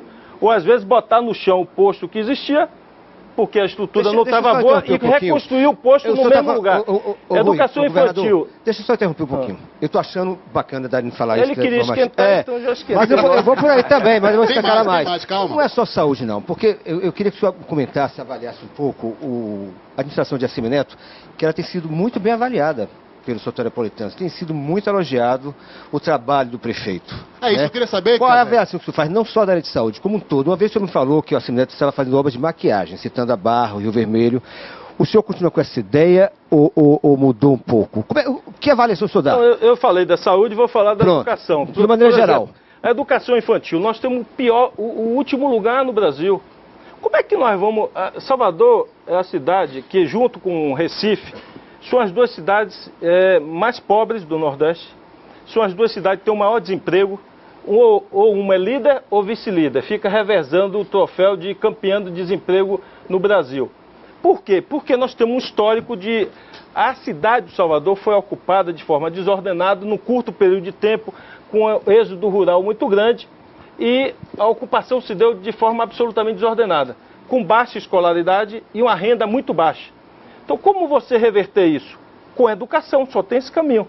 Como você qualificar a assistência à saúde? Com o posto de saúde. Então, duas coisas mais básicas, eu não vi uma prioridade absoluta da gestão municipal, que eu acho que tinha que ser... É porque, muitas vezes, muitos acham que isso não dá voto. E é verdade, porque tem muitos intelectuais que escrevem livros que dizem que o que dá voto é aquilo que é aparente, visível para a população. Quanto mais visível, mais se transforma em voto. Aí tem livros e livros editados com isso. Quanto menos visível a obra, menos dá voto. Por isso que nunca se fez esgotamento sanitário no Brasil. E o Brasil é um dos piores países em esgotamento sanitário. Então, para Rui Costa, a gestão Assemineto não credencia ser governador do estado. Pronto. Repito, não sou eu que vou... Eu preciso de declarações, somos jornalistas. Não, eu já disse, como eleitor, eu não votava, não só... Eu não entro no debate de pessoas, que eu acho que isso é... Eu acho que nós temos que analisar para qualquer cargo, qualquer função. Se a gente vai escolher o síndico do nosso prédio, a gente quer, além de que o síndico seja honesto, para não... que isso é obrigação, a gente quer que o síndico seja capaz de gerir, mas a gente quer saber quais vão ser as prioridades dele. Então, se ele vai torrar o nosso dinheiro em coisas que não são tão prioritárias, ou quais são as coisas prioritárias. Então, eu diria que isso é fundamental. Então, o fundamental não é discutir pessoas, e sim discutir quais são as prioridades de governo que cada um vai dar. Quando você fala de obras, nós, do governo do estado, temos o maior investimento da história da Bahia, feito em todos os tempos aqui em Salvador. Nunca, em nenhum período, que não é só o meu, desde o governo Wagner, Salvador viu tanto investimento. Só em mobilidade urbana, na área de infraestrutura, nós estamos fazendo aqui investimento de quase 9 bilhões de reais. A Salvador está sendo transformada completamente a partir desses investimentos. E tem que ser porque é uma cidade de 3 milhões de habitantes, de uma gente pobre, que aqui não vai ter agricultura e não vai ter indústria. Para resolver o problema do povo pobre de Salvador, nós temos que qualificar a cidade para prestar serviço, para ter turismo. Sem infraestrutura adequada, sem uma mobilidade adequada, nós não vamos atrair empresários para montar hotéis, para montar restaurantes, para montar negócios. E o povo de Salvador só vai trabalhar, só vai ter emprego, se tiver serviço nessa cidade. É por isso que o governo do estado está investindo em obras estruturantes, em vetores de desenvolvimentos novos, para poder, com esses recursos, a gente poder gerar emprego. Então, a minha obsessão em Salvador é para gerar emprego. Quando você diz, governador, por que o senhor está fazendo a avenida 29 de março que vai dar em Paripe, a Gal Costa que vai dar no subúrbio? É para gerar emprego para o povo. Por que é que vai mudar a rodoviária dali onde está para Águas Claras? Porque lá em Águas Claras nós vamos abrir loja, abrir shopping e ali gerar emprego para o povo que mora naquele lugar. Senão nós não vamos reduzir a violência. Ou seja, as coisas estão interligadas. Se o povo não tiver oportunidade de trabalhar, a violência não vai cair. Então, isso é claro. Toda vez que sobe o desemprego, sobe a violência. Cai o desemprego, tem a tendência à redução da violência. Então nós precisamos gerar emprego. E para gerar emprego precisa qualificar essa cidade. Eu sei que fica o debate, por isso que, Casimiro, eu fujo disso, eu disse isso até na abertura da Assembleia. Eu acho uma coisa muito pobre, muito reducionista, a gente ficar comparando como se estivesse havendo competição. E muita gente diz, uma competição, isso tem ajudado a cidade de Salvador. Gente, não tem competição nenhuma. Tem apenas um conceito, uma filosofia e um entendimento meu, que a maior cidade da Bahia, de 3 milhões de habitantes, se não tiver investimento de infraestrutura, o povo vai ficar marcando passos e passando fome a vida inteira. Essa cidade precisa ser requalificada, então não tem nada a ver com o governo de plantão municipal, gente. Eu não posso, porque eu acho que ao contrário, ao fazer tanta obra, o que nós temos feito é ajudar a avaliação do município. Por quê? Porque como fica a guerra de placa, ninguém sabe de quem é a obra. De quem é a obra. E com isso a avaliação do gestor municipal sobe. Porque a gente faz pesquisa. 30% do povo de Salvador, a última pesquisa a gente fez no ano passado, achava que quem estava fazendo a obra do metrô era o município. Da obra da Orlando Gomes, chegava a 40% da população dizer que quem fez aquela obra foi a prefeitura. Aí a avaliação está boa? Tá, mas claro, com tanto investimento que nós estamos fazendo, então a avaliação vai ficar boa. Vamos passar para o próximo. Só de um eu preciso passar para o próximo tema, senão rapidinho. Eu quero saber, vai ter política como tema? Peraí, a gente tem muitos temas ainda aqui. Eu queria continuar nesse tema de Calma, todo mundo vai falar. E você que está na internet, viu, gente? Vai lá no Twitter, usa a hashtag Jogo da Velha, fala aí. Pode mandar sua pergunta, que estamos ao vivo com o governador aqui participando, viu? Vamos passar para o próximo tema, aí senão a gente não vai sair. Mas aí pode também perguntar, deixa eu fazer minha propaganda do meu Twitter ali, viu? Peraí. Pode fazer, deixa eu fazer a propaganda do meu Twitter também. Fala aí. É Rui Costa, então entra aí no meu Twitter também para fazer a pergunta. E o Instagram, qual é o seu Instagram? O Instagram também Rui Costa. @Rui Costa. Seca. Quantas vezes por dia o senhor olha a rede social? Eu olho, em geral, como padrão, de manhã cedo, meio-dia na hora do almoço e de noite quando eu estou indo para casa. Depois que eu chego em casa, eu não olho mais nada que minhas filhas não deixam. Governador Rui Costa, no tema seca, Júnior Vasconcelos, que deve ser seguidor também do senhor no Twitter, é seguidor da TV Aratu, é seguidor do Aratu Online. Ele pergunta, ele é de Paratinga, governador. Júnior Vasconcelos pergunta, estamos precisando urgentemente de uma nova estação de tratamento de água, pois a mesma está escassa há muitos anos em Paratinga. Obrigado, viu, Júnior, por ter mandado a pergunta. Júnior, um abraço, eu sei disso. O serviço aí é municipal, é uma empresa municipal, não é da Embasa, o serviço em Paratinga. Apesar de ser municipal, nos últimos anos o governo do estado fez um grande investimento em toda a zona rural. Eu estive aí na zona rural de Paratinga inaugurando um investimento de mais de 20 milhões de reais em toda a zona rural, levando água para aquela zona rural. Agora, para reformular o sistema de tratamento de esgoto tem que ser a empresa municipal, exceto se o nosso prefeito se convencer de passar o serviço para a Embasa, aí a responsabilidade passa para o estado. Mas enquanto for empresa municipal, a responsabilidade é do município. O grande problema, deixa eu só completar, que eu tento explicar isso aos prefeitos, é que por conta, às vezes, da pressão do eleitor que está mais próximo, muitos prefeitos não cobram conta de água, ou quando muita gente está desempregada, vai lá, pede para não pagar, o prefeito abona. Aí as empresas municipais vão ficando muito fragilizadas, sem capacidade de investimento, mal conseguem manter o sistema operando, porque não tem receita, não tem mágica. Se você serve água de graça e tem que gastar tratando a água, o dinheiro vem da onde? Então, você não consegue ampliar a rede, não consegue fazer esgotamento. É isso que eu tento explicar aos prefeitos, que para manter uma empresa municipal não tem jeito, ele vai ter que cobrar o serviço de água. Caso contrário, vai ficar nessa situação, o serviço vai se deteriorando, não tem investimento, não consegue fazer manutenção, as bombas vão apodrecendo e começa a ter problema de abastecimento de água. Então, o serviço lá é municipal, a estação de tratamento, no caso, tem que ser a nova estação pela empresa municipal, exceto se o prefeito passar. Agora, sobre seca, nós estamos fazendo, aí tem imagens aí de alguns dos investimentos que nós estamos fazendo, um investimento grande. Eu vou iniciar agora, logo depois do carnaval, eu vou a Ceabra autorizar a construção da barragem do Baraúnas, uma barragem grande. Nós vamos aplicar ali 90 milhões de reais para construir a barragem e até maio eu espero iniciar a obra da barragem do Catolé, em Vitória da Conquista. Esse é um investimento maior de 200 milhões de reais que nós vamos iniciar. E eu devo inaugurar até o mês de julho, mais tardar, julho, agosto, a barragem do Rio Colônia, lá na região de Itabuna, para regularizar o abastecimento de água na cidade de Itabuna. Vai ter política como tema?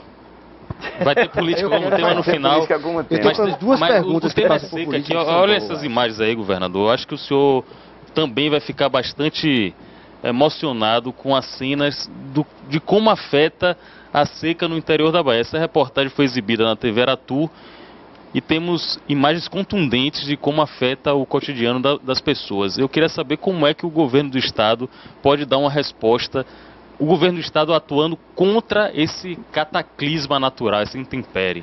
Na verdade, o que a gente chama de convivência com o semiárido, convivência com a seca.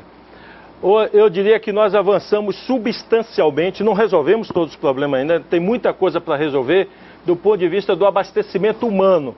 Mas nós avançamos muito. Fizemos, por exemplo, adutoras para trazer água para a região de Irecê, do São Francisco, quase 200 quilômetros de adutora. Trouxemos água do São Francisco para a região de Caetité, quase 200 quilômetros de adutora. Barragens, essa de Catolé agora são 200 milhões. Mas isso resolve o problema de abastecimento humano. Um grande problema é econômico, porque às vezes você tem água para dar para os animais, mas não tem comida. Não tem comida porque não tem pasto. Não choveu, não tem pasto, o animal não tem como se alimentar, não tem como se plantar nada, porque não nasce, na seca não nasce.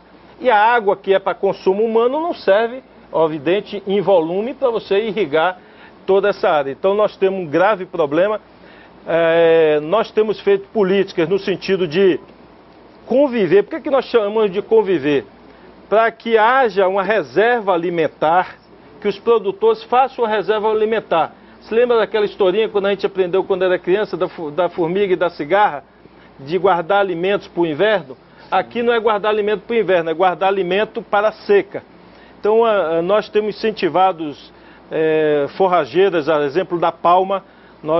Só o ano passado nós distribuímos 20 milhões de mudas de palma para que fossem plantadas.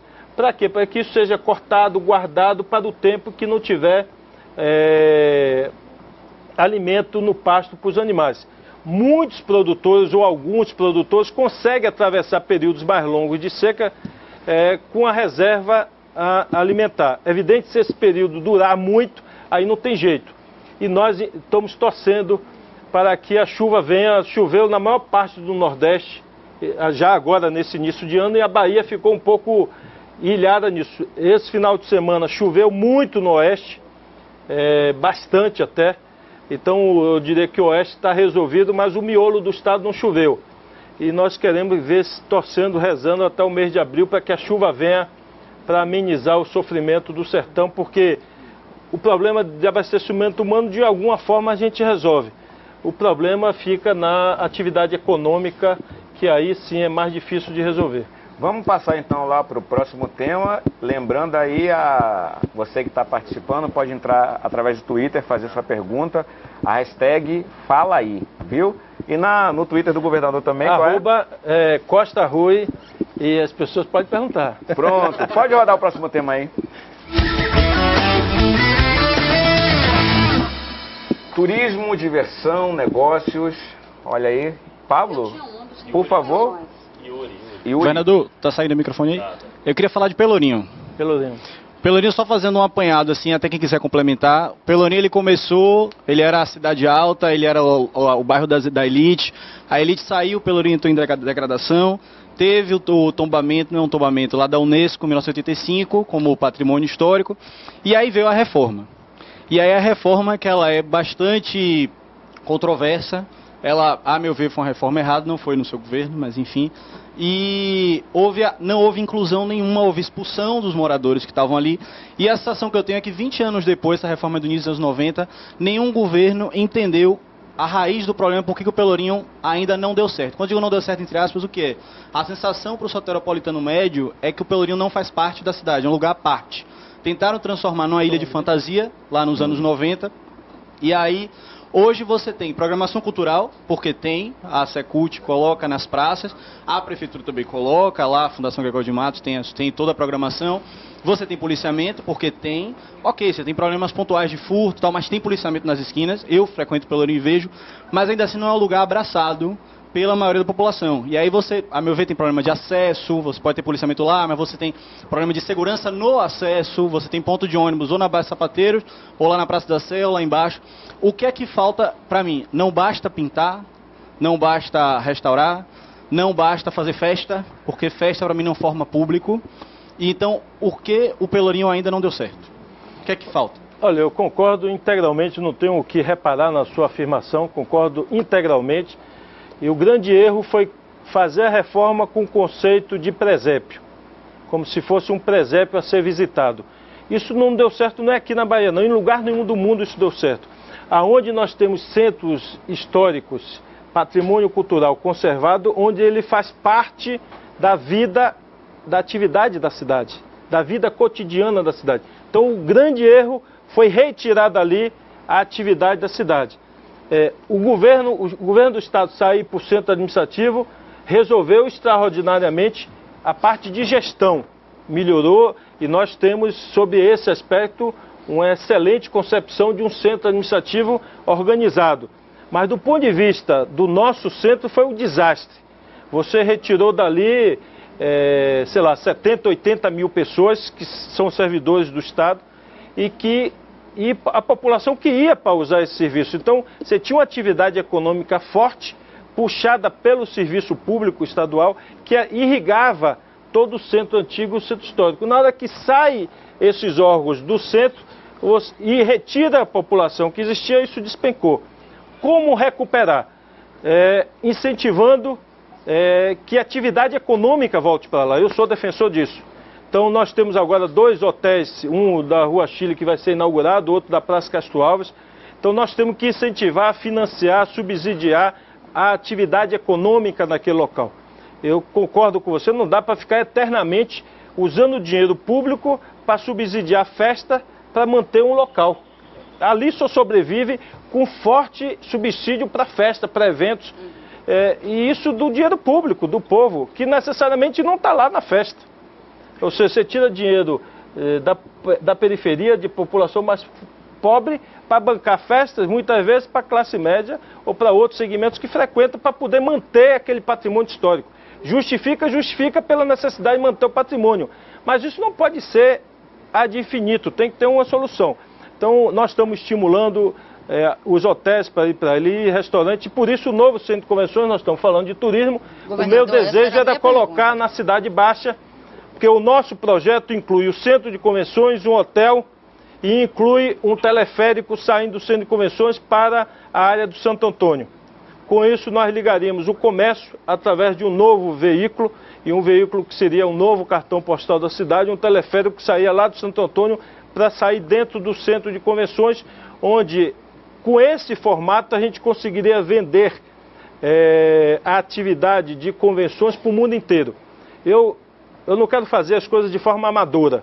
Eu vejo, às vezes, e me permita a crítica, para eu ser incisivo, o que chamo aqui de Convention Bureau de Salvador, do turismo, fica um negócio, na minha opinião, com viés muito amador do que é. Eu reuni com ele, eu digo, gente, vocês estão falando que o centro de convenções gerava turismo? Vocês não conhecem o setor que vocês representam. Está aqui a pauta, eu dou a pauta de vocês dos últimos 10 anos do centro de convenções. A pauta era quase 80% formatura. Desde quando formatura é turismo? Não está formando gente de outro estado, não. É gente de Salvador que está alugando espaço para se formar. Isso em que está estimulando o turismo? Então vocês não estão conhecendo o setor de vocês. Então eu convidei aqui já 2 ou 3 empresas de padrão internacional, duas já operam em São Paulo, aquele centro de convenções que foi o último salão do automóvel, uma empresa francesa, uma das maiores do mundo. Nós convidamos, outra empresa inglesa, convidamos 3 empresas, quisemos a opinião deles. O que vocês acham para um centro de convenções ter sucesso aqui na Bahia? Qual o perfil e a localização? Vocês que entendem. Essa empresa, os maiores centros de convenções do mundo, na Europa, em todo lugar, ela que administra. Então, o que é que você considera, se você fosse investidor, para você trazer eventos internacionais. Ela me perguntou o seguinte, veio o presidente da empresa, governador, o senhor quer vender o equipamento ou quer vender o destino? Eu disse, quero vender o destino. Aí ele disse, não tenho dúvida, comércio. A outra opção, o atual local ou parque de exposições. Ele disse, se for o atual local ou parque de exposições, eu posso lhe dar uma consultoria para lhe ajudar a construir equipamento. Não tenho interesse em participar porque não será um equipamento para disputar evento internacional. Se for no comércio, eu estou dentro, eu entro, disputo a licitação, porque eu consigo trazer eventos internacionais para aqui. Porque eu sou contratado para assessorar quem quer fazer evento, escolher um lugar do mundo para fazer. Então, se eu faço gestão de vários equipamentos, eu vou estimulando, ali eu consigo vender. Eu nem tinha falado com ele a ideia do teleférico, ele mesmo sugeriu. Eu montaria um teleférico que já estava em nosso projeto, lá para o centro antigo, e você teria um novo cartão postal da cidade. Enfim, aí as pessoas ficam... Nós estamos tentando resolver a questão do local, nós estávamos negociando com a Marinha, engasgou a negociação, estamos tentando resolver isso, senão nós temos uma segunda opção no comércio, que eu prefiro nesse momento não revelar para não prejudicar as negociações, como dizem os boleiros, prefiro não, para não atrapalhar as negociações. Do público aí, lá de Guanambi, direto Eduardo Guanambi, dessa cidade Fala aí, Eduardo. querida, Guanambi, quer conversar com o senhor, governador. Fala aí, Eduardo. E governador, boa tarde. Você tem breve aqui. Primeiramente, eu quero aproveitar a oportunidade para agradecer e dizer que eu tive um privilégio enorme em trabalhar com você, no engenheiro civil da CESAP, e fiquei muito contente de algumas reuniões que participei na governadoria e vi sua cobrança com os secretários, com os funcionários públicos. Em segundo, eu quero dizer que não vou falar de ponte, como vem todo mundo comentando de ponte aí, eu vou falar de aeroporto. E eu acho que é uma vontade de todos nós, guanambienses aqui, que moram aqui em Guanambi, saber quando é que vai sair esse aeroporto, porque hoje só tem um meio de locomoção, o carro e a Novo Horizonte, que está tendo muitos assaltos na estrada, enfim. A minha pergunta é essa, esse aeroporto realmente sai, dá para sair? Obrigado, governador, foi um grande prazer, um grande abraço. Sim, nós fizemos, e a prefeitura também fez, muitas intervenções no aeroporto. Nós consideramos que o aeroporto estava pronto, mas a empresa Azul, que eu inclusive jantei tem uns 60 dias lá em casa com o presidente da Azul, e eu reforcei com ele o desejo nosso de ter um voo regular para Guanambi. E ele me disse, governador, nós, como a empresa é muito exigente, nós queríamos um reforço na pista. Eu disse, mas a pista atende os critérios e tal. Ele disse, não, mas nosso padrão de segurança é maior, nós queremos um reforço adicional. Então eu já autorizei, Eduardo, a CEINFRA licitar uma capa adicional para reforçar o pavimento da pista. E ele se comprometeu conosco, a Azul se comprometeu que assim que a obra for concluída, ele coloque imediatamente um voo regular e ele já teria uma aeronave disponível para fazer esse voo. Então nós vamos fazer a nossa parte, ou seja, eu vou fazer uma nova camada, um reforço na pista, porque as outras obras nós já fizemos, e esperando que imediatamente ele faça parte dele, ou seja, colocar o voo em funcionamento. Vamos torcer para que logo assim que a gente concluir a obra, a Azul possa colocar o voo regular para Guanambi. Por que o aeroporto de Conquista não sai? Porque demora tanto esse aeroporto de sair. Desde a época de Jacques Wagner, ele falava sobre o aeroporto de Conquista. Olha, nós concluímos o que chama a parte do avião, por onde o avião circula, está 100% concluída. Falta a parte do terminal de passageiros. Eu diria porque, como é recurso federal, e a burocracia no governo federal é gigantesca. Nós tínhamos um projeto nosso, jogando aberto aqui com vocês, um projeto do Estado, que nós apresentamos ao governo federal. O governo federal, em 2013, lançou o Plano Nacional de Aviação Regional. Aí disse, não, nós vamos soltar o dinheiro da pista, da parte do avião, o terminal de passageiros, nós vamos fazer um projeto padronizado, o modelo A, B, C, D, para encaixar para todo o Brasil. Então nós não queremos esse projeto de vocês, não. E aí, a gente foi construindo a pista. Agora a pista está pronta e eu fui, o ano passado, no início do ano passado, disse, gente, a pista vai ficar pronta cadê o terminal de passageiros? Cadê o projeto de vocês? Enfim, eles não tinham feito projeto, e aí disseram, dá para você trazer aquele projeto que vocês tinham apresentado? Enfim, eu tinha apresentado o projeto com a Secretaria da Casa Civil em 2013, e já queria o dinheiro para construir tudo. E finalmente aí apresentei o ano passado, eles levaram um ano analisando o projeto, agora finalmente autorizaram, eu já soltei a licitação, já assinei o contrato e nós estaremos agora, provavelmente em março, iniciando a construção do terminal de passageiro, que é a última etapa que falta, e no início do ano que vem nós estamos inaugurando o novo aeroporto de Conquista e passa a operar com jato de grande porte, portanto resolvendo o problema, eu diria, de demanda e de fluxo ali em Conquista, que é uma região... Conquista é uma cidade que cresceu... 2 milhões a demanda, né? É muito grande e hoje não responde aquele aeroporto. Nós fizemos muito investimento, mas não responde mais ao tamanho, porque a pista não comporta avião maior. E o novo aeroporto não. Então, no início do ano que vem, esse problema está resolvido. O terminal de passageiros finalmente autorizaram o nosso projeto e nós licitamos, contratamos e iniciou a obra agora em março. E o de Barreiras também, finalmente, parece que autorizaram, e eu vou licitar Barreiras também para ampliar e passar a pegar avião de grande porte também em Barreiras. Bom, Pablo Reis tem mais uma última pergunta aí. É só para finalizar com um bloco de política. Tem que deixar o Casimiro fazer também uma pergunta também. A minha pergunta, governador, é a seguinte, a gente viu recentemente de um processo para eleger o presidente da Assembleia Legislativa. Tínhamos um presidente durante 10 anos. O senhor se manteve, pelo que o senhor declarou, de forma neutra, apesar de todos os concorrentes serem da base aliada. A Assembleia Legislativa vai custar em 2017 500 milhões de reais. Pouco mais. Um pouco mais até. 529 milhões de reais. Meio bilhão. E esse dinheiro sai dos cofres públicos. É o Executivo que libera. Ele, inclusive, pode contingenciar. O senhor fez até um pedido para que a Assembleia não usasse todo o valor do ano passado. É lícito dizer que é um gasto enorme que o Poder Legislativo Estadual tem? E como é que o Poder Executivo pode regular esse gasto sem interferir na isonomia dos poderes? O senhor está satisfeito com o trabalho da Assembleia Legislativa? Olha, eu vou fugir, sem querer fugir da pergunta, mas eu vou passar a analisar o que, na minha opinião, é um erro no país inteiro, de divisão de recursos entre os poderes. Eu acho que há um certo exagero na alocação de recursos para o Legislativo em geral. Você chega nas cidades do interior, isso fica mais nítido nas cidades menores. Outro dia eu estava passando por uma cidade e vi um prédio fenomenal construído. Aí... O Lavi? Tipo Lavi?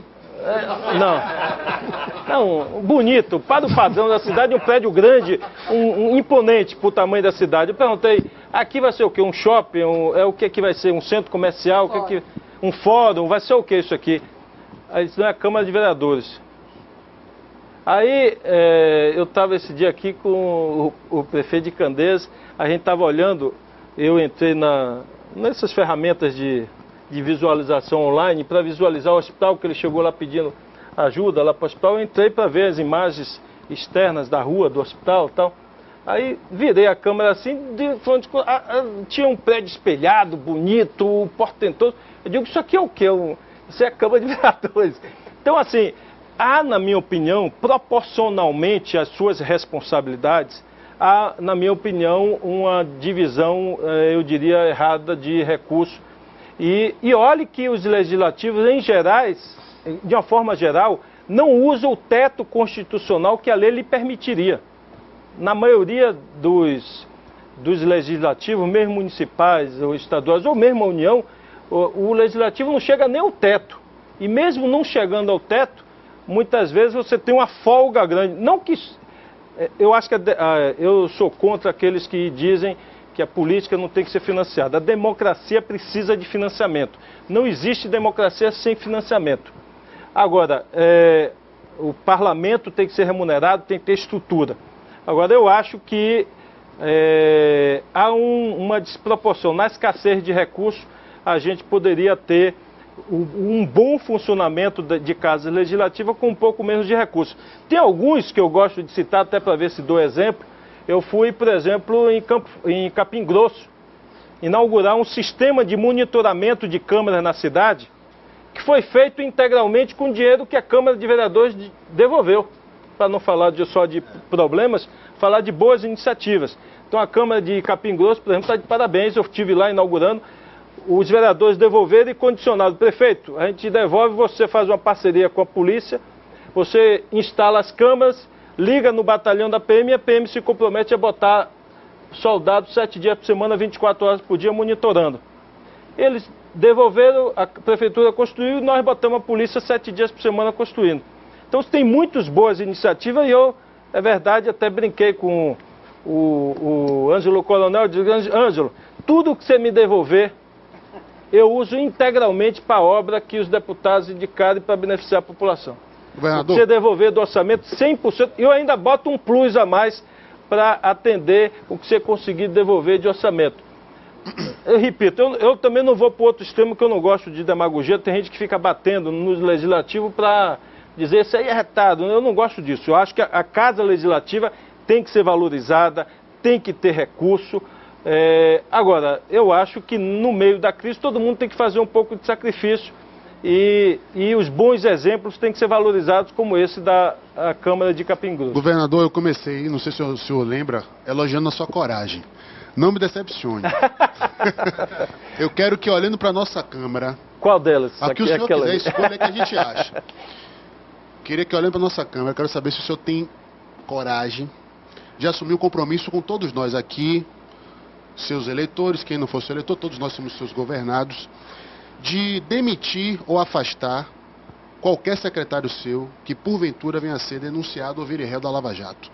O senhor pode assumir esse compromisso público aqui agora no nosso Fala Aí? Não, eu vou dizer a você o seguinte, compromisso que eu assumo comigo ou com qualquer outra pessoa do governo ou da população é de ser absolutamente rigoroso com a coisa pública. Eu não admito, e quem me conhece sabe disso, não admito a coisa errada. Às vezes os amigos mais chegados começam a dizer, governador, o senhor vai sair do governo do mesmo jeito que entrou, pobre, lascado, do mesmo jeito. Eu digo, eu não entrei aqui para fazer dinheiro, eu não entrei aqui para fazer patrimônio. Então, o meu rigor com a coisa pública é muito forte. Então, eu não admito isso. Agora, eu também não admito um cerco e uma perseguição política que se instalou no Brasil desde a eleição de 2014. Quem perdeu a eleição não se conformou com o resultado e houve uma verdadeira aliança, eu diria, social, que envolveu parte do Judiciário, parte do Ministério Público, parte da imprensa, para perseguir algumas figuras públicas. Por exemplo, o que fizeram com Guido Mantega, de arrancar um ex-ministro de Estado de dentro do hospital que estava acompanhando sua esposa na cirurgia. Depois de um ano de investigação, chega à conclusão que ele não tem nenhuma responsabilidade sobre aquilo. Quem paga e quem é responsável pela imagem, imagine os filhos dele na escola, ou caminhando no shopping, ou caminhando na rua. Ele foi molestado em restaurante, os filhos devem ter sido molestados. Sérgio Moro é injusto? Então, não, eu acho que ele é parcial. Acho que ele é parcial, partidário. Isso fica claro sem entender, um juiz tentar proibir a gravação de audiência, a OAB já não é o governador Rui Costa do PT que está se manifestando, a OAB se manifestou. Não está correto um juiz tentar proibir a gravação de audiência. Governador, só para encerrar, porque o rapaz tem desespero ali. Mas eu tenho que fazer essa pergunta. Eu vou fazer essa pergunta para o Lava Jato. É muito rápido a pergunta. A gente abriu falando da pesquisa CNT, que hoje dá Lula como eleito em qualquer cenário, certo? E se fala muito que quanto mais se bate, mais Lula cresce. E se fala também, se pergunta, assim, de uma forma muito coloquial, me perguntam várias vezes isso, quando Lula será preso, por exemplo. De uma forma muito natural, se pergunta isso. O senhor ouve essa pergunta, se ouve, que resposta o senhor dá? Olha, eu acho uma brutal, absurda injustiça com o que se faz com esse presidente. Você que está me ouvindo em casa, você imagine você com um barco de latão de 2 metros, eu tenho 1,80 m, imagine um barco de latão de 2 metros, um barco vagabundo, a remo, que o presidente, ali não é uma lagoa, ali é uma aguada, que ele... para ser seu lazer, fazia de conta que estava no imenso lago com um imenso iate, um barco de latão de 2 metros, a remo. Esse barco foi parar no Jornal Nacional, nos principais jornais de telejornais. Uma avó compra um pedalinho de R$2.000 para dar para os netos, para ver os netos brincarem nessa aguada. E esse pedalinho vai parar em todos os telejornais da noite. O que é isso? Senão uma brutal perseguição contra aquele, que não sou eu não. Pega o relatório do Banco Mundial. O Banco Mundial é o banco mais conservador que tem entre todos, do ponto de vista de instituição. É considerado um banco que defende políticas liberalizantes, neoliberais. O relatório último do Banco Mundial diz que o período governado de 10 anos por Lula, eles classificam como a década de ouro do Brasil, que houveram as maiores transformações sociais, as melhores mudanças educacionais, a melhor fase de distribuição de renda do Brasil, onde a periferia brasileira mais se desenvolveu, aí incluído o Nordeste brasileiro. Sou eu que estou dizendo, não. Está na internet, pega o relatório do Banco Mundial. Então, você pega um presidente desse, que é respeitado no mundo inteiro, e ridiculariza 3 anos ou 2 anos dizendo que o triplex é do ex-presidente. E 2 anos ninguém consegue provar, mas se você fizer uma pesquisa, todo mundo vai dizer que o triplex é do presidente. Agora descobriram de quem é o triplex, que não é do presidente. Então, é uma perseguição brutal, porque no Brasil, a história do Brasil mostra que todos aqueles que fizeram aceno para a população mais pobre foram perseguidos. Getúlio Vargas foi ao suicídio. Foi aquele que criou o direito trabalhista no Brasil. Então, com isso, eu não estou dizendo que o PT não errou, que Lula não tenha seus erros, ou que eventualmente alguns que estão presos não mereçam estar presos. Eu não estou dizendo isso. Eu só estou dizendo que a cada um seja punido conforme a sua responsabilidade. Por que um ex-presidente que merece respeito, como Fernando Henrique, é tratado de Vossa Excelência pelo juiz, e o Lula é tratado com brutal desrespeito? Sabe por quê? Porque nós temos como herança ainda no Brasil uma carga grande escravocrata. A cultura brasileira não se libertou da escravidão, e eles não perdoam que pessoas que nasceram para serem pobres, para viver em favela, para viver na periferia, possam um dia ocupar o lugar que não é deles. Eu sei de alguns que acham que assim, o lugar de governador não é para esse cabra aí não. O cara que nasceu no Morro na Liberdade, que o pai era metalúrgico, a mãe era faxineira doceira, o que esse cara está fazendo aí? Esse lugar aí é de um dos nossos. É para quem nasceu na Vitória, é para quem nasceu na Graça. Você acha que não tem muita gente que pensa isso? Que não se identifica comigo como governador, porque acha que aqui é o lugar reservado, não sei por quem, para eles. Por Deus não é, que Deus me colocou aqui, e se Ele quiser eu continuo depois de 2018. Pronto, gente, vai terminando por aqui. O tempo terminou, viu, Casimiro? Não tem mais nenhuma pergunta. Quando esquenta, acaba. Então eu vou convidar ele. Tem que fazer uma outra edição. Não tem, mas não dá mais tempo de nada. Essa foi a estreia do Fala Aí. Quero agradecer de verdade a iniciativa da direção da TV Aratu, ao governador que aceitou participar. Eu ia pedir, governador, para o senhor terminar dançando e cantando como a gente começou, mas já falou demais tudo aqui. Que eu não sei. Estava cantando tão animado, mas a gente vai terminar, já falou demais aqui. A gente vai terminando, é o que, Casé, que você quer parabéns, falar? Parabéns a Rui Costa. Parabéns. E obrigado a todos que participaram aqui, viu, gente, de verdade. Sim, sente aí, governador, sente aí. Eu queria saber, já que o senhor citou que o senhor cuida das galinhas e tal, se o senhor aceita fazer uma matéria lá no Palácio de Ondina, mostrando, mas vou fazer igual a Darino, fazer um compromisso aqui na frente das câmeras. Tá feito compromisso. Tem galinha, pato, ganso, tem 2 carneiros, 2 bodes. Toda vez que serve carneiro ou bode lá pra gente comer, minha filha vira pra mim e pergunta... E o senhor cozinha? Não, não cozinho não. Mas a mulher dele aí minha filha pergunta assim, meu pai... Esse carneiro é o meu? Eu disse, não, filha, seu carneiro tá lá fora.